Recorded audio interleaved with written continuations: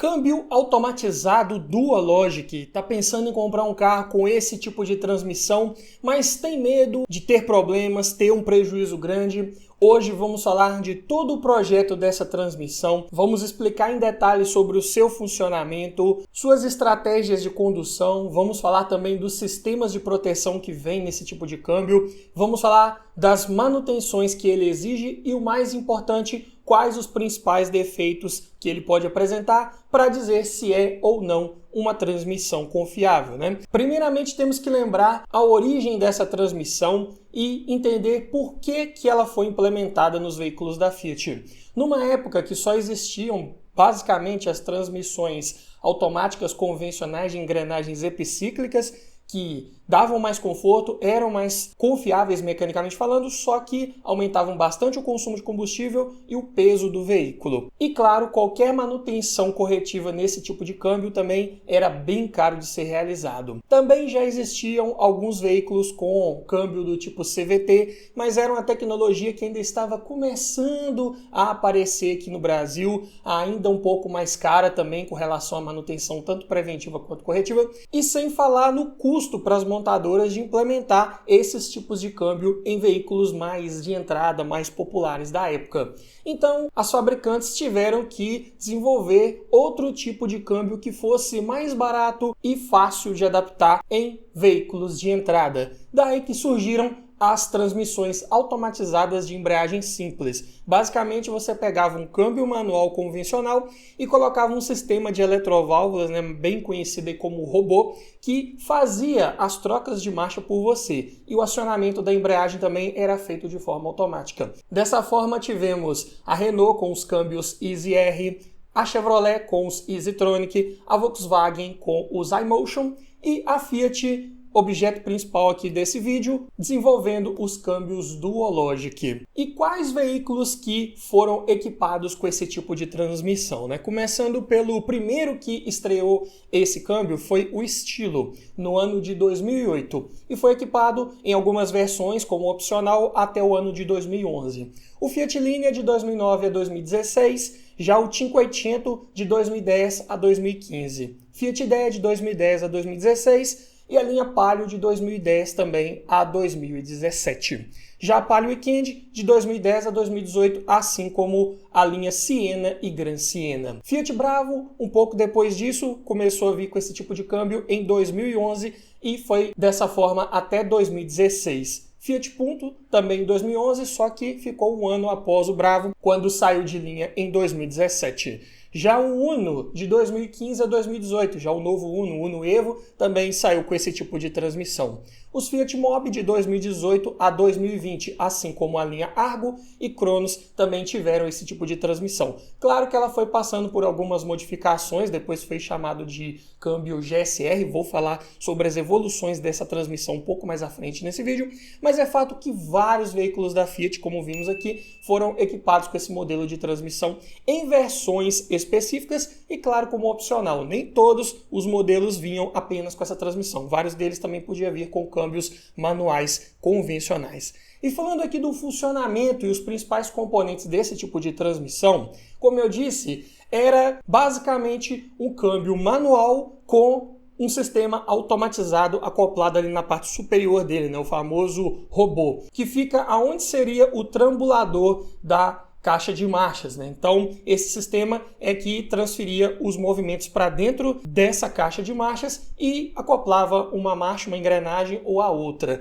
Na parte de engrenagens, era o mesmo câmbio manual convencional. Poderia ser o C513, que era um câmbio de menor resistência ao torque de entrada, desenvolvido para motores de menor potência, geralmente os 1.0 Fire até 1.4, enquanto que o C510 era um câmbio voltado para motores de maior desempenho, geralmente os 1.6, 1.8, tanto o GM Familiar 1 quanto o Z-Torque e alguns outros modelos. E é por isso que esse é um sistema conhecido como automatizado de embreagem simples a seco, porque A embreagem também era a mesma utilizada no câmbio manual e ela não tinha qualquer sistema de lubrificação por óleo, ela era literalmente a seco. E esse tipo de transmissão automatizada, geralmente ele tem o seu acionamento por óleo hidráulico. Então esse tipo de transmissão geralmente trabalhava com um óleo específico só para fazer aquelas movimentações, tanto das engrenagens para selecionar qual marcha você queria, como também para abrir e fechar a embreagem. E esse óleo especial ele é pressurizado por uma eletrobomba, geralmente de engrenagens. E uma vez que esse óleo ele é pressurizado ali para dentro das eletroválvulas, essas também são acionadas de acordo com o módulo de controle. À medida que o veículo detecta o momento certo de fazer uma troca de marchas, ele aciona aquela eletroválvula específica juntamente com a eletroválvula da embreagem. A pressão de trabalho nesse sistema varia de 35 a 50 bar. Isso a uma temperatura de 20 graus Celsius, enquanto a vazão da bomba é de 0,25 centímetros cúbicos por rotação, sendo que o óleo utilizado para pressurizar todo esse sistema é o modelo Tutela CS Speed, conforme especificação da montadora. E para comandar tudo isso aí de forma precisa, claro que tem um módulo eletrônico de controle, ele recebe vários sinais diferentes do veículo, né? Como por exemplo, ele recebe sinal de rotação, temperatura e carga do motor para identificar qual seria o melhor momento de trocar uma marcha. Também a posição do pedal do acelerador, então todos os veículos equipados com câmbio Dualogic obrigatoriamente também vêm com o acelerador eletrônico. Também esse módulo de controle recebe sinal de posição da alavanca de mudanças, né? Aquele joystick que vinha no lugar da alavanca de troca de marchas manuais, né? Então, ali dentro daquela alavanca tinha vários sensores para identificar aonde ela estava no momento, a posição dela, para saber qual seria a melhor estratégia a se tomar no momento. Também esses carros com câmbio Dualogic vinham com aquelas aletas de mudança de marcha atrás do volante, né? Os famosos pedal shifts, que eram opcionais, nem todos vinham necessariamente, obrigatoriamente junto com essa transmissão, mas quando tinha, também o módulo de controle recebe sinal desses botões. Também do botão Sport, que geralmente tem essa função também nesses câmbios Dualogic. Sinal de velocidade da árvore primária do câmbio, para saber também a rotação ali que está chegando para a transmissão. Posições das eletroválvulas, né, onde elas estão ali no momento, para saber qual marcha também está engatada ou deve ser engatada posteriormente. Pressão de óleo do sistema também é detectada por um sensor específico que envia essa informação para a central de controle. Então, se a pressão cair demais, ele entra no modo de emergência. Do contrário, se ela subir demais também é dessa forma. Também interruptores de pedal de freio e da porta do condutor também enviam um sinal para o módulo de controle. É muito comum, se você tem um carro desse, já deve ter observado que quando abre a porta, não todas as vezes, mas em várias vezes, você já escuta o ruído, o barulho da eletrobomba acionando. Se a pressão lá no sistema estiver abaixo do ideal para você dar a primeira partida, ao abrir a porta, ele já vai pressurizar novamente ali para que você consiga dar a partida e sair o mais rápido possível, né?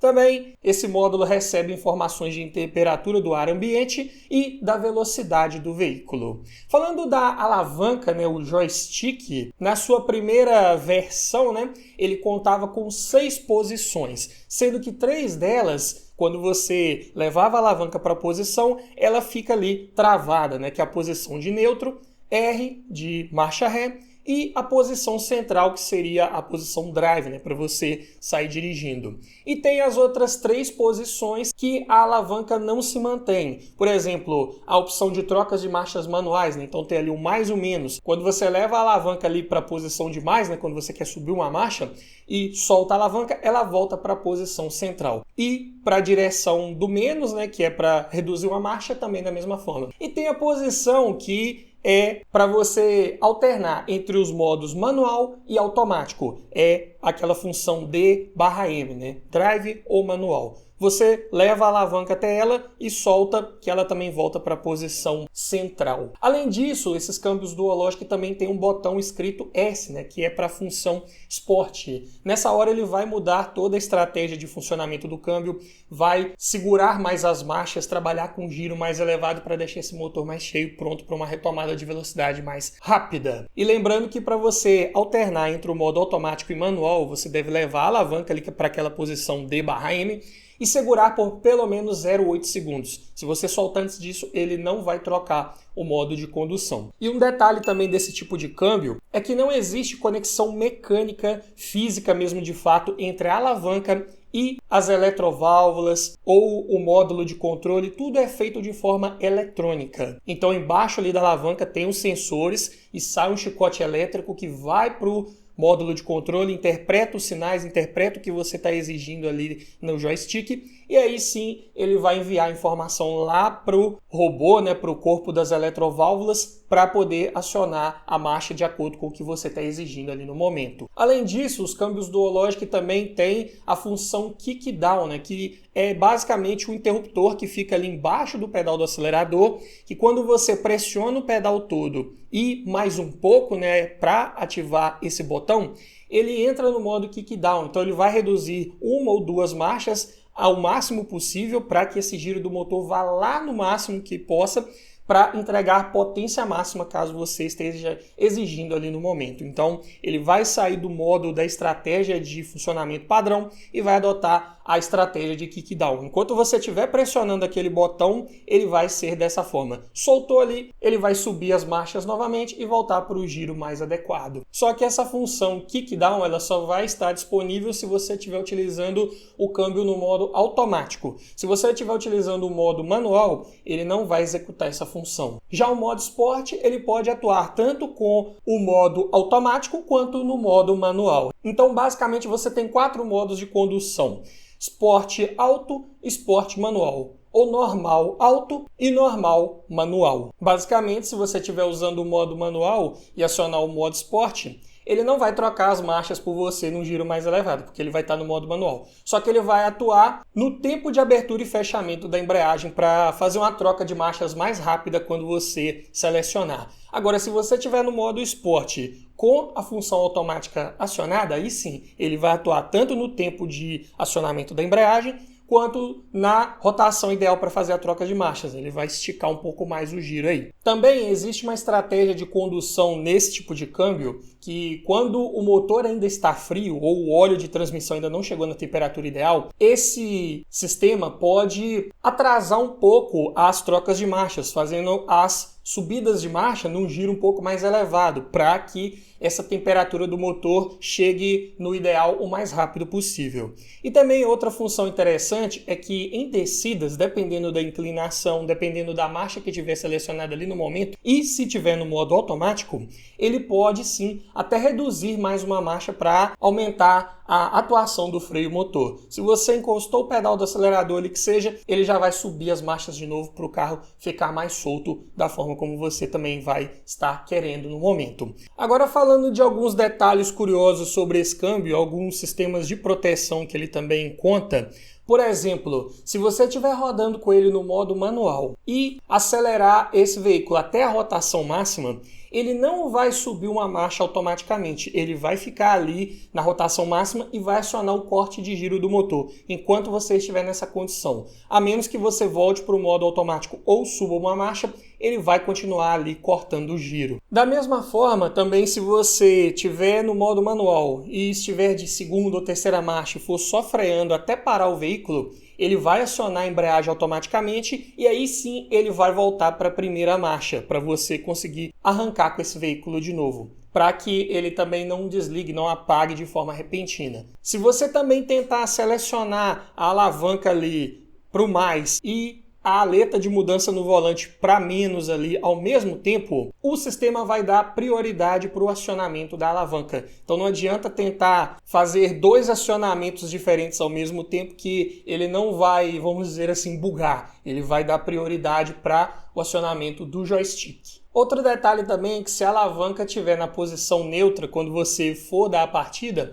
não é necessário obrigatoriamente pisar no pedal de freio. Mas se a alavanca estiver em qualquer outra posição, aí sim você vai ter que pressionar o pedal de freio e mudar o joystick para a posição neutra antes de dar a partida. Também vale dizer que se você tentar levar a alavanca para a posição R com o veículo em movimento, não vai acontecer nada, até porque não tem comunicação mecânica entre a alavanca e o câmbio, né? Simplesmente ele vai emitir um alerta lá no quadro de instrumentos, falando que essa operação não é possível, e ele não vai fazer nada, ele não vai engatar a marcha ré com o veículo andando para frente por segurança. Também um detalhe que vale ser mencionado é que se você levar essa alavanca para o neutro e desligar o veículo, ele vai emitir um alerta para você religá-lo e engatar uma marcha. Por quê? Esse tipo de transmissão ele não tem uma trava parque, igual os câmbios automáticos convencionais ou até mesmo o CVT. Então, se você deixar ele no neutro, o carro vai ficar seguro ali só pelos freios, que é certamente ainda seguro se os freios de estacionamento estiverem bem calibrados, né? Mas por segurança, esse carro deve estar engrenado quando ele estiver desligado. Então, antes de desligar o veículo, a alavanca tem que estar ali na posição central para que alguma das marchas esteja engatadas no momento que você desligar o veículo. E aí só depois você pode levar a alavanca para a posição de neutro. Falando agora sobre o quadro de instrumentos que mostra algumas informações do funcionamento desse câmbio, quando ele está no modo manual, ele vai indicar ali as marchas, né? Primeira, segunda, terceira, quinta, neutro e ré. Só que nenhuma inscrição de modo manual vai aparecer escrito ali.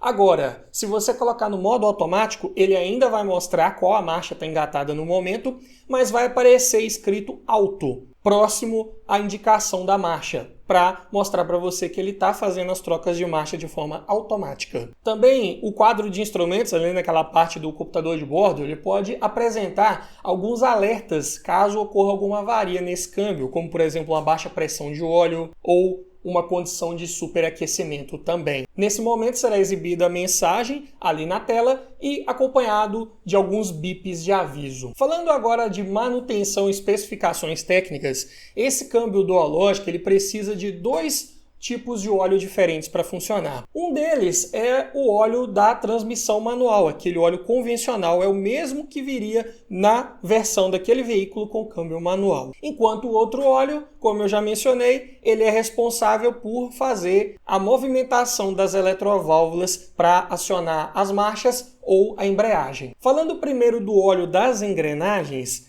pode ter algumas diferenças de especificações, mas geralmente vem no manual do proprietário desses carros um óleo indicado com a norma SAE 80W90 de API GL4 ou superior. E ao contrário do que muita gente acredita, esse óleo também, uma hora ele precisa ser substituído. Geralmente é a cada 120 mil quilômetros ou 12 anos, conforme o manual do proprietário. Podem haver variações nessas recomendações, dependendo do ano de fabricação, dependendo do modelo de veículo, mas não foge muito aqui desses prazos. Já o segundo tipo de óleo, né, como eu disse, aquele óleo de pressurização do sistema automatizado, né, é o modelo Tutela CS Speed. E no manual do proprietário, geralmente não vem recomendação de troca desse óleo em uma quilometragem ou tempo específicos. Só que sabemos muito bem que não existe um óleo vitalício, né?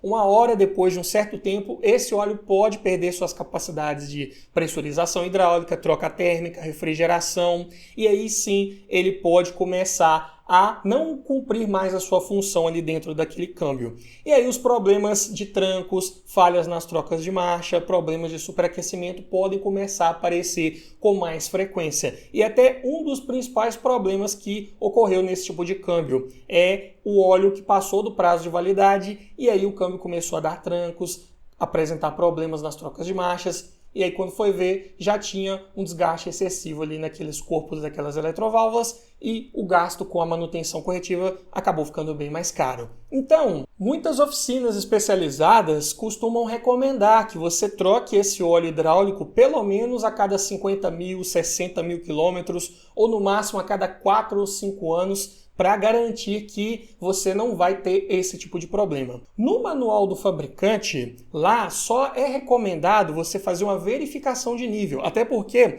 nesse sistema tem lá um reservatório dedicado, né, para esse óleo hidráulico com as marcações de máximo e mínimo para você ver se o óleo está no nível. Caso ocorra algum vazamento, a montadora recomenda que você complete o nível e depois, claro, mande esse veículo para uma oficina especializada para verificar onde ocorreu esse vazamento e substituir o componente com defeito. E essa inspeção conforme o manual do proprietário, geralmente deve ser feita a cada 40 mil quilômetros ou 4 anos, o que ocorrer primeiro. Mas, mesmo que você não tenha problemas de vazamento de óleo, mesmo que ele esteja sempre ali no nível ideal, como eu disse, é muito interessante você fazer a substituição completa dele num prazo determinado para evitar maiores problemas. E é claro que se você estiver pensando em comprar um carro desse, também é muito importante você verificar como que está o histórico de manutenção. Se o dono anterior trocou esse óleo no prazo correto, num prazo minimamente viável, recomendável, como eu acabei de mencionar.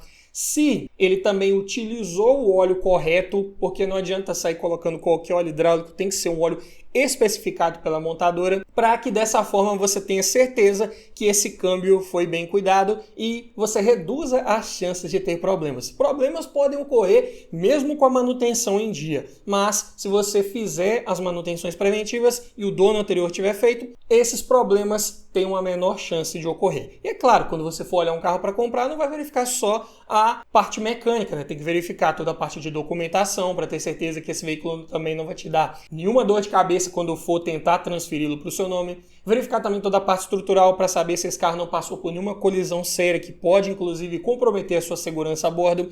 E para te ajudar nessa hora, não esquecer de nada importante, é que eu desenvolvi um e-book completinho com um checklist com mais de 280 itens, todos organizados para que você faça uma análise cada vez mais criteriosa, técnica, objetiva e com isso aumente muito as chances de levar um excelente veículo para sua garagem. Então vou deixar o link na descrição, no comentário fixado e aqui no QR Code para o nosso e-book Como Avaliar um Carro Usado, o guia completo. Mas falando agora das atualizações que esse câmbio Dualogic teve ao longo dos anos, né? Eu falei da primeira versão do Dualogic, né, que foi lançado lá em 2008 no Fiat Stilo e adotava todas aquelas estratégias de funcionamento que eu expliquei até 2012, quando ele teve uma grande atualização e passou até a ser chamado de Dualogic Plus. Nessa época, inclusive, a Fiat melhorou bastante os problemas de trancos nas trocas de marchas que eram muito comuns na primeira versão desse câmbio. Não resolveu 100%, mas melhorou bastante, deixou esse câmbio bem mais confortável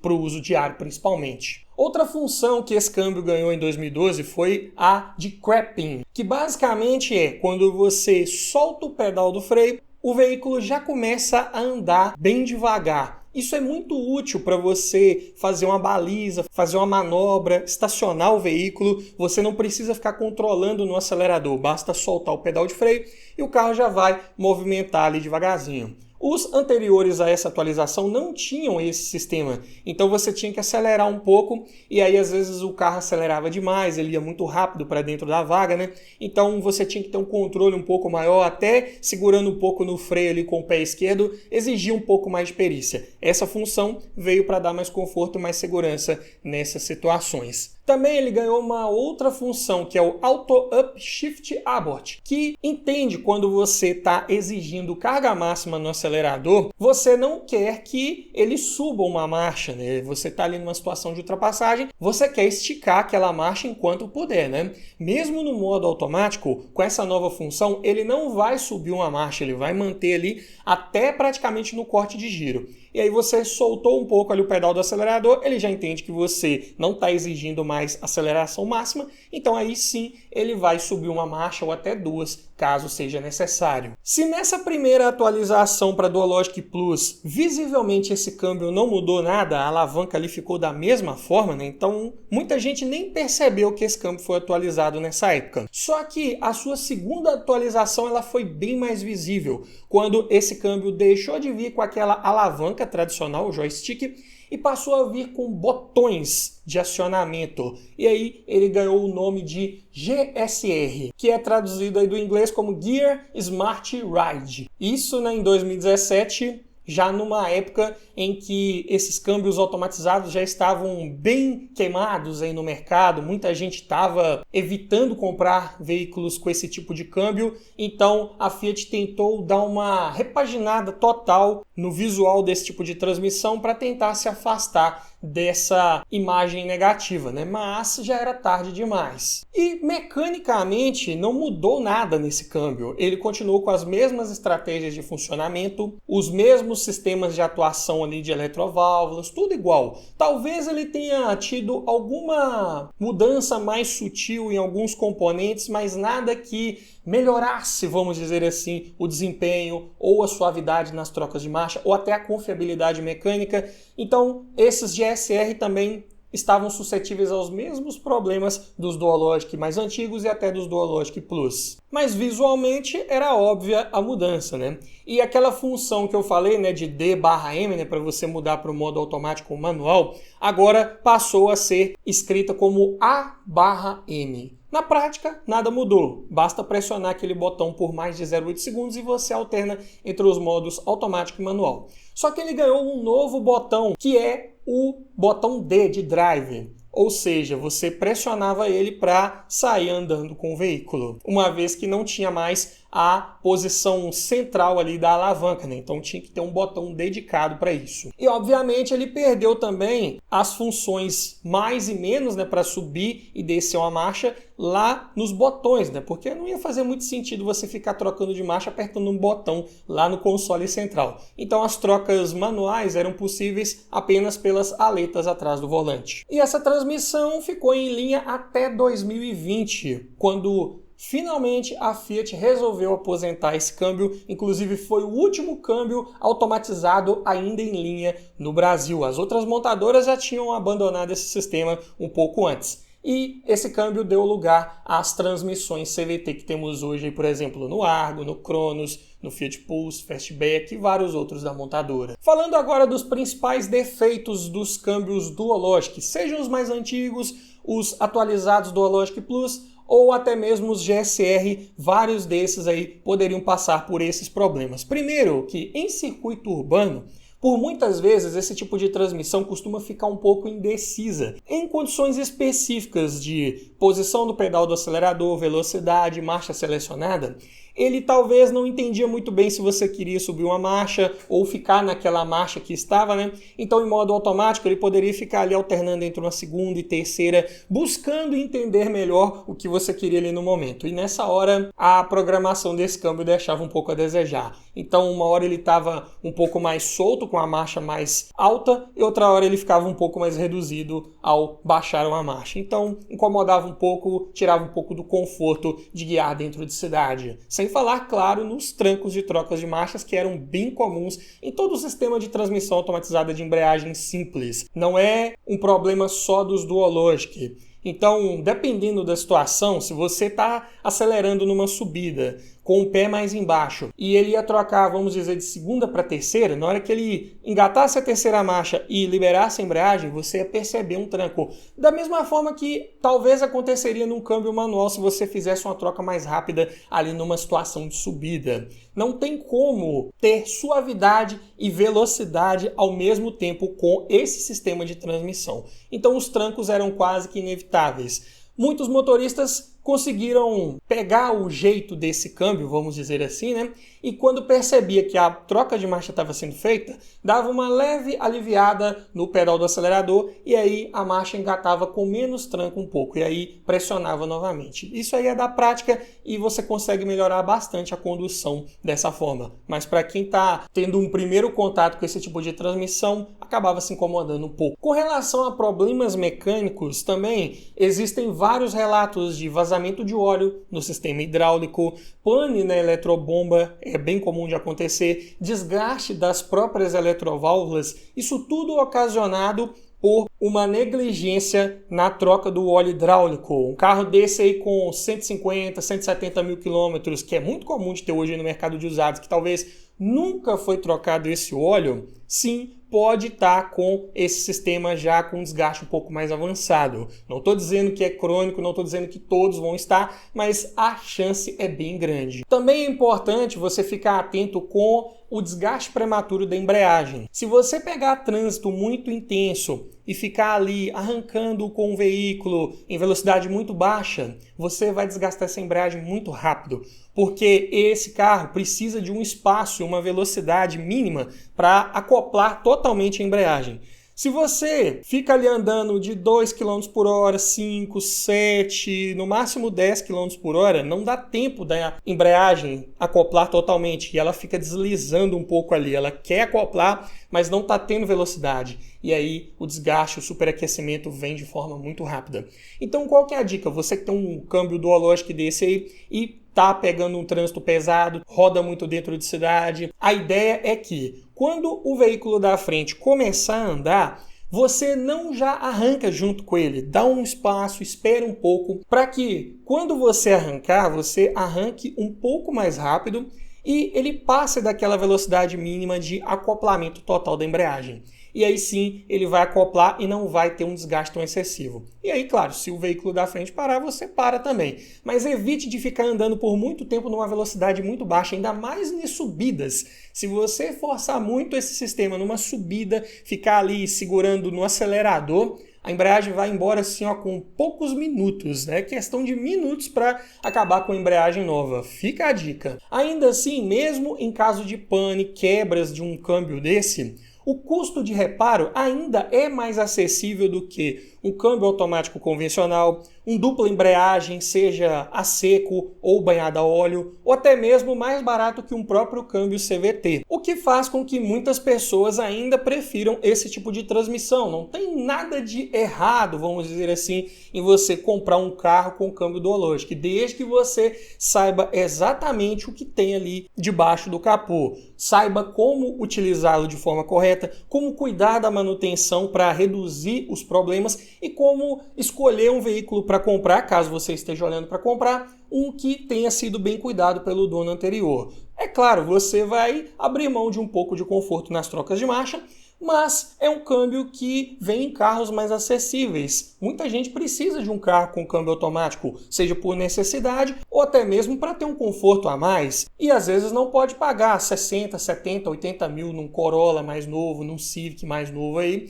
E às vezes acham um Fiat Idea, um Linea, um Palio na casa dos 30, 40 mil reais, o carro está revisadinho. Não quer dizer que você não pode comprar, não quer dizer que é um câmbio que vai dar pau com 100% de certeza. Mas é um câmbio que você tem que ter mais cuidado e mais cuidado também antes de comprar, para comprar carro que tenha sido bem cuidado. E mesmo em situações que essa transmissão ela dê um problema sério, o que muitos usuários costumam fazer, né? Caso seja possível para você, né? É a substituição do sistema automatizado, né? Todo aquele robô e o módulo de controle são retirados do veículo e é instalado novamente um sistema manual, porque como eu disse, a caixa de câmbio é a mesma. Se você tirar o sistema automatizado e colocar o trambulador do câmbio manual com os cabos de aço, a alavanca, você vai ter um carro com câmbio manual. Em muitas situações, quando o câmbio duológico dá um problema que fica caro de arrumar, costuma ficar mais barato converter o veículo para câmbio manual. Caso você não tenha, às vezes, a necessidade de um carro automático,